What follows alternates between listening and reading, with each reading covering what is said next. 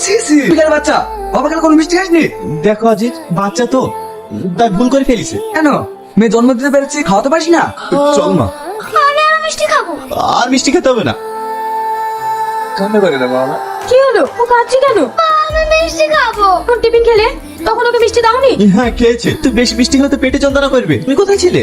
আমি একটু দাদির সঙ্গে দেখা করতে গেছিলাম, তাহলে আমি তোকে মিষ্টি দিচ্ছি। না, ওকে আর মিষ্টি দিও না। কি হলো, তুমি কাঁদছো কেন? কিছু না, আমি শুধু এটা ভাবছি তোমার জীবনটা শেষ করে দিই। কোন বাড়ির মেয়ে, আমি তোমার যোগ্যই না।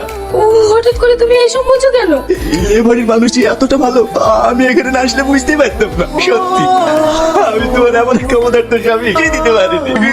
বলতে মনে হচ্ছে আমার কিচ্ছু লাগবে না গো, তোমার পেয়ে অনেক খুশি। ওর শুধু এইটুকুই চাওয়া, যেন তোমার বুকে মাথা রেখে এই শেষটা ত্যাগ করতে পারি।